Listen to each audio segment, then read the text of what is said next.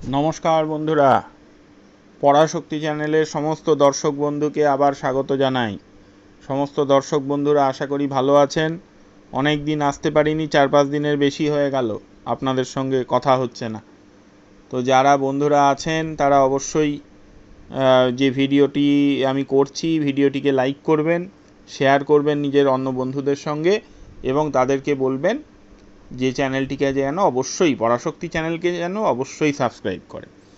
আর subscribe খালি করলে হবে না, সাবস্ক্রাইবের সঙ্গে পাশে যে বেল আইকনটা যে আছে, বেল আইকনটাকে একটু ক্লিক করে দিতে হবে, ওটাকে একটু অন করে দিতে হবে, ওটাকে অল করে দিতে হবে। তাহলে যা ভিডিও করব সেই ভিডিওগুলো ঝট করে আপনার কাছে চলে যাবে। কিছুদিন আগে বেশ কয়েকটি কমেন্টে একজনের কথা এসেছিল, আমাকে বলা হয়েছিল যে উনার সম্বন্ধে একটা ভিডিও করুন, কিছু তথ্য দিন। তো তিনি হলেন খুব আনকমন দেবতা, আমাদের এখানে খুব আনকমন। তিনি হলেন মা বারাহি। তো দেবী বারাহি সম্বন্ধে ভিডিও করতে বলা হয়েছিল। ভালোই লাগলো আমার। কেন কি জানেন, আসলে আষাঢ় মাস পড়েছে, তো এই আষাঢ়ের শুক্লপক্ষের প্রতিপদ থেকে নবমী, এই যে 9টা দিন, একে গুপ্ত নবরাত্রি বলা হয়। নবরাত্রি তো একটি দুর্গাপুজোর সময় হয় জানেন, বাসন্তী পুজোর সময় চৈত্রী মাসে একটি হয় সেটিও জানেন। তো আষাঢ়ে একটি নবরাত্রি হয়, ওই একই রকম, প্রতিপদ থেকে, শুক্লপক্ষের প্রতিপদ থেকে নবমী, এটাকে গুপ্ত নবরাত্রি বলে, আষাঢ়ের গুপ্ত নবরাত্রি। তো এই যে গুপ্ত নবরাত্রি, এই গুপ্ত নবরাত্রিতে নবরাত্রির যে সাধারণ পূজা, যে প্রথমম শৈলপুত্রীতি, দ্বিতীয়ম ব্রহ্মচারিণী, তৃতীয়ম চন্দ্রঘণ্টেতি, কুসুমাণ্ডেতি চতুর্থকম, পঞ্চমম স্কন্দমাতেতি, ষষ্ঠম কাত্যায়নী তথা, সপ্তমম কালরাত্রিতি মহাগৌরীতি চাষ্টমম, নবমম সিদ্ধিদাত্রী চ নবদুর্গা প্রকীর্তিতা। এই যে নবদুর্গা, এদের পুজো ইচ্ছে করলে করাই যায়। আবার ব্রহ্মাদি অষ্টমাতৃকা এবং ভগবতী দুর্গা বা কাত্যায়নী, এই যে 9 জন, তাদের পূজাও অবশ্যই করা যায়। এরকম নানা রকম পরম্পরা আছে। আবার বিভিন্ন প্রকারের দুর্গা, আসুরী দুর্গা, লবণ দুর্গা, বিষ্ণু দুর্গা, অগ্নি দুর্গা, এরকম এটি কম্বিনেশন আছে, সেটিও করা যায়। কিন্তু অনেক সাধক, বিশেষত শ্রীকুলের সাধকেরা, অবশ্যই শ্রীকুলেরই সাধকেরা, তাদের মধ্যে অনেকে এই আষাঢ়ের নবরাত্রিটিকে, এই গুপ্ত নবরাত্রিকে বারাহি নবরাত্রি হিসেবে পালন করে। অর্থাৎ এই 9 দিন ভগবতী বারাহি, মা বারাহি, তার বিশেষ পূজা অর্চনা করা হয়। 9 দিন ধরে তার বিশেষ পূজা অর্চনা করা হয়। তো মা বারাহিকে দেখবেন শ্রী শ্রী চণ্ডীতে, নারায়ণী স্তুতিতে, বরাহরূপ সংস্থানে নারায়ণী নমস্তুতে বলা হয়েছে। এটি মা বারাহির একটি রূপ। অর্থাৎ ভগবান বরাহদেবের যে শক্তি, ভগবান বরাহদেবের স্ত্রী নন, কিন্তু গুলিয়ে ফেলবেন না, ভগবান বরাহদেবের স্ত্রী হলেন ভূদেবী। কিন্তু ভগবান বরাহদেবের যে শক্তি, যে শক্তির বলে তিনি রসাতল থেকে ধরিত্রীকে উদ্ধার করে আনলেন, সেই যে শক্তি, সেই শক্তি দেবী বারাহি, অষ্টমাতৃকার একজন মাতৃকা। এই যে মা বারাহি, তাকে কোন কোন পণ্ডিত বলেছেন যে ইনি হলেন লঘু বারাহি। তেমনি স্বপ্ন বারাহি আছেন। আবার আমরা মৎস্য বারাহিকেও দেখেছি। সেই রকম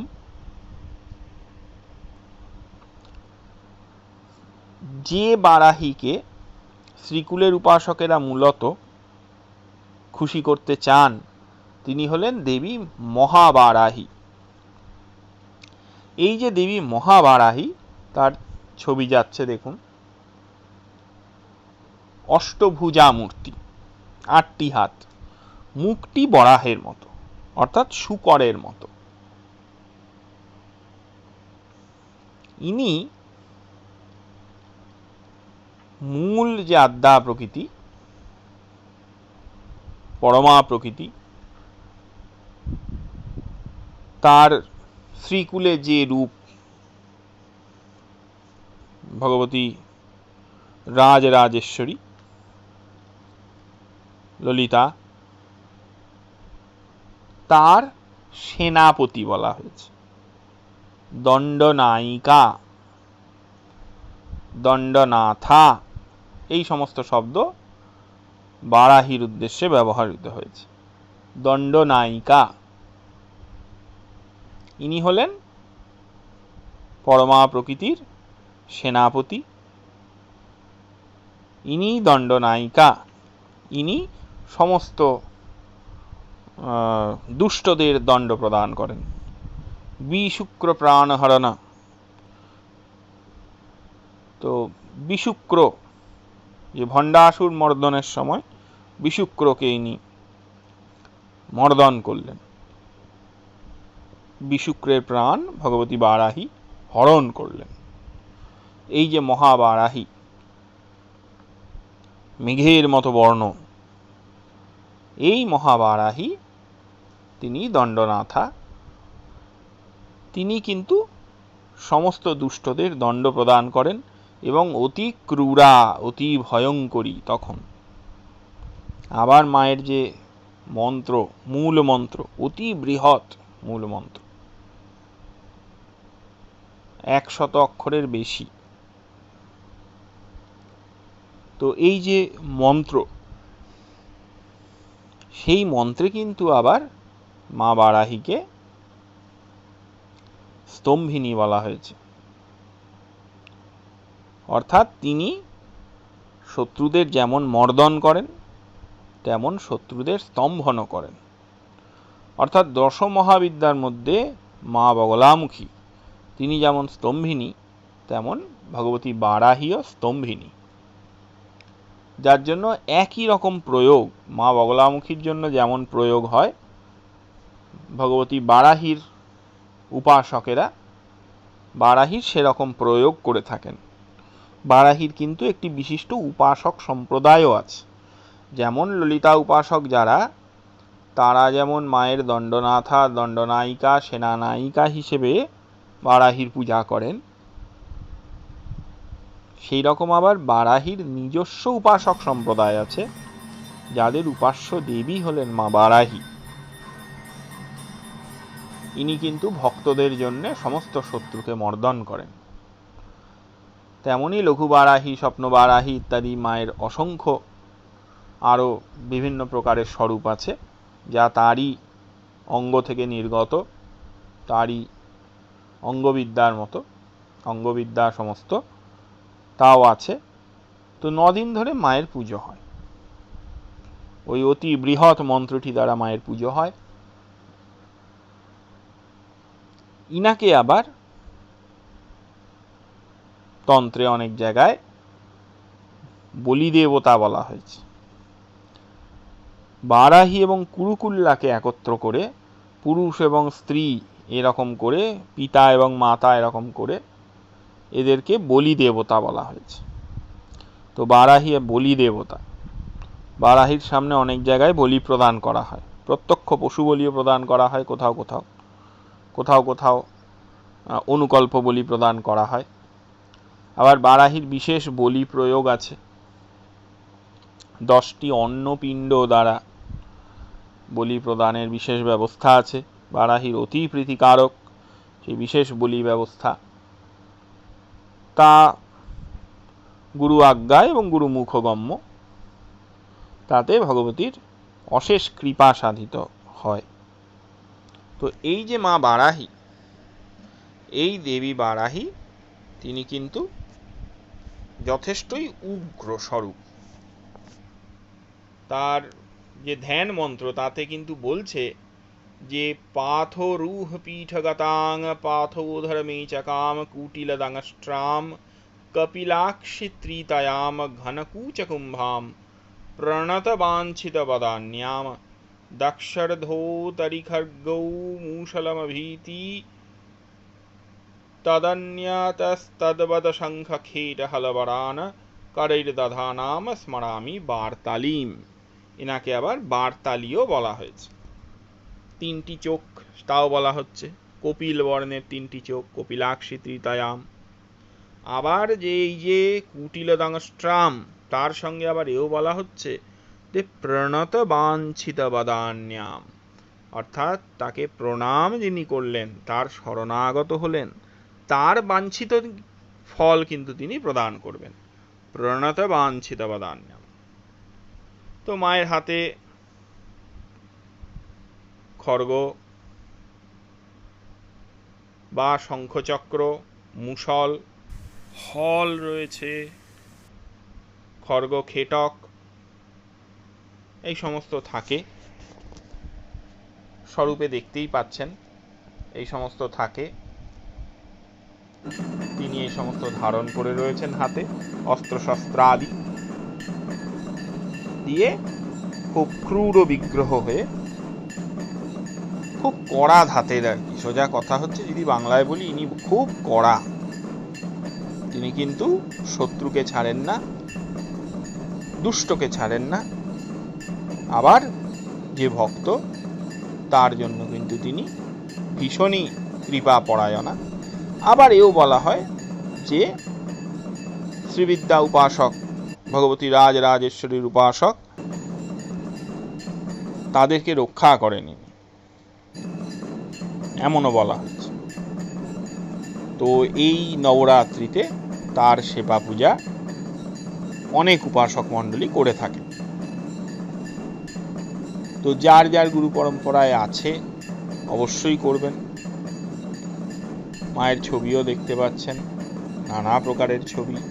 মায়ের কিন্তু অনেক জায়গায়, শ্রীকুলে যেমন অধিকাংশ দক্ষিণাচারী, আবার অনেক জায়গায়, বেনারসে আমি মায়ের একটি মন্দির দেখেছি, যে মন্দিরে মাকে নিয়মিত মৎস্য মাংস ইত্যাদি প্রদান করা হয়। তো এরকম সেবা পূজার ব্যবস্থাও বিভিন্ন জায়গায় আছে, যেখানে যেমন বিধি ব্যবস্থা চলে আসছে। একটি কথা সবসময় বুঝতে হবে যে মায়ের ইচ্ছে ছাড়া জগতে কিছু হয় না।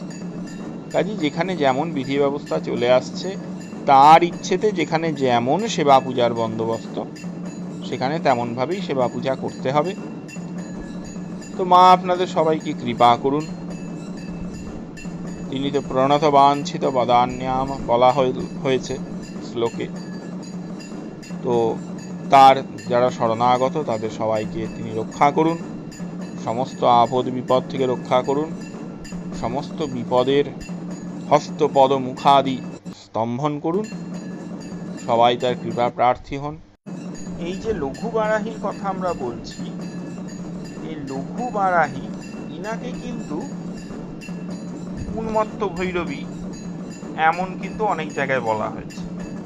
এই লঘু বারাহীকে কিন্তু উন্মত্ত ভৈরবী এই কথা বলা হয়েছে। যেমন লঘু বারাহীর জন্যে যে ধ্যানের কথা বলা হয়েছে, মহার্ণবে নিপতিতাং উদ্ধরন্তিং বসুন্ধরাং মহাদংষ্ট্রাং মহাকায়াং নমামি উন্মত্ত ভৈরবী। অর্থাৎ এই লঘু বারাহী, ইনি মহার্ণবে নিপতিত বসুন্ধরাকে উদ্ধার করছেন। মহাদংষ্ট্রাং মহাকায়াং, ভগবান বরাহদেব যেমন করে উদ্ধার করেছিলেন। তো ইনি হলেন লঘু বারাহী। ইনাকে আবার নমামি বা স্মরামি উন্মত্ত ভৈরবী বলা হয়েছে। আবার এই যে ভগবতী মহাবারাহী, তাকে কিরিচক্র রথারূঢ়া বলা হয়। তার যে চক্র বা যন্ত্রম, তাকে কিরিচক্র বলে। তার রথে সেই চক্র রয়েছে, তার উপরে তিনি অবস্থান করেন, কিরিচক্র রথারূঢ়াং।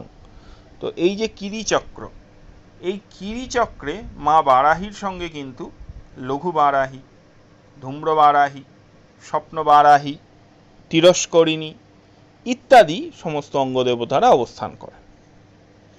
তো তার মধ্যে লঘু বারাহী হলেন ওই যে যিনি বরাহদেবের শক্তি। তেমন তিরস্করিণী আছেন নীল হায়া সমাজ, তো ঘোড়ার উপরে বসে আছেন তিরস্করিণী। তিনি সমস্ত পশুজন অর্থাৎ যারা ধর্মবিমুখ, যারা ধর্মবিরোধী, তাদের বুদ্ধিভ্রষ্ট করেন তিরস্করিণী। তাদের বুদ্ধিভ্রষ্ট করে, তাদের মোহনিদ্রায় নিপতিত করে তিনি ধর্মকে, ধার্মিক ব্যক্তিকে ধর্মাচরণের সুযোগ করে দেন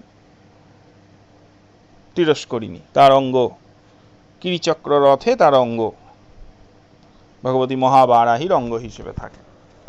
তো তাহলে বুঝুন মা কিন্তু তাহলে কিরমভাবে সাধককে সাহায্য করেন।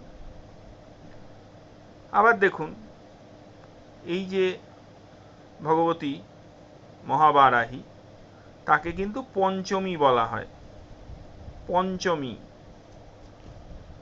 তো এই যে তাকে পঞ্চমী বলা হয়, তো সেই জন্য পঞ্চমী তিথিটাও তার জন্য খুব প্রিয়। আবার পঞ্চমীর একটি গুপ্ত তান্ত্রিক অর্থ আছে, সেই জন্যে মেনলি এই নবরাত্রির মধ্যে পঞ্চমীর দিনটায় তার আবার বিশেষ পূজার ব্যবস্থা আছে, কারণ তার নামেই পঞ্চমী ব্যাপারটা যুক্ত হয়ে আছে। তো এরকম বারাহী দেবী তার নানা রকমের বিষয়, নানা রকমের